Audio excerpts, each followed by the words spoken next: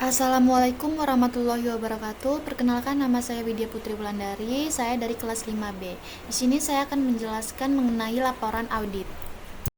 Jadi, laporan audit ialah laporan yang diterbitkan oleh auditor independen setelah menyelesaikan proses audit atas laporan keuangan suatu entitas. Selain itu, laporan audit pada umumnya akan memuat uraian mengenai peran auditor, peran manajemen, ruang lingkup audit, dan opini audit. Untuk membuat laporan audit, para auditor harusnya mengikuti format standar audit yang berlaku secara umum, dengan beberapa pengecualian tergantung pada sifat auditnya. Laporan audit memiliki fungsi yaitu investor menggunakan laporan audit dan laporan keuangan yang diaudit untuk menilai kinerja keuangan dan posisi keuangan entitas untuk peluang investasi mereka. Badan pemerintah menggunakan laporan audit dan laporan keuangan untuk menilai kelengkapan dan keakuratan laporan pajak, serta pemegang saham dan dewan direksi menggunakan laporan audit untuk menilai integritas, manajemen, dan transparansi laporan keuangan.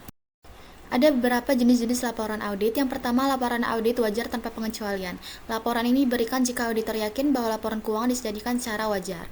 Yang kedua, laporan audit wajar dengan pengecualian.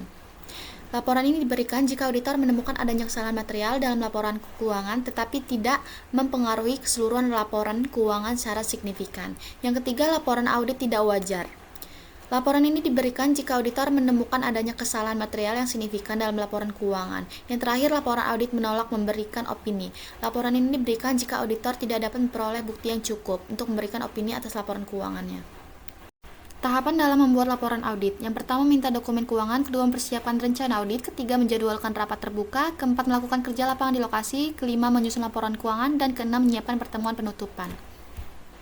Ada beberapa keuntungan menggunakan laporan audit. Yang pertama, memberikan jaminan atas laporan keuangan. Kedua, membuktikan integritas manajemen pada pemegang sahamnya. Ketiga, sebagai persyaratan hukum dan regulasi. Yang keempat, sebagai persyaratan pemegang saham. Yang kelima, persyaratan perusahaan induk.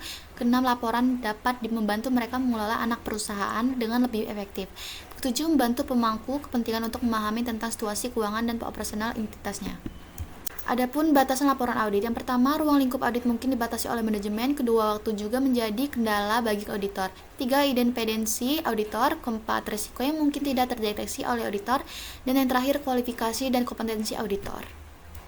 Jadi kesimpulannya, laporan audit merupakan bagian penting dari proses audit. Laporan ini berisi opini auditor mengenai kewajaran laporan keuangan dan memberikan keyakinan kepada para pengguna laporan keuangan mengenai kualitas laporan keuangan tersebut.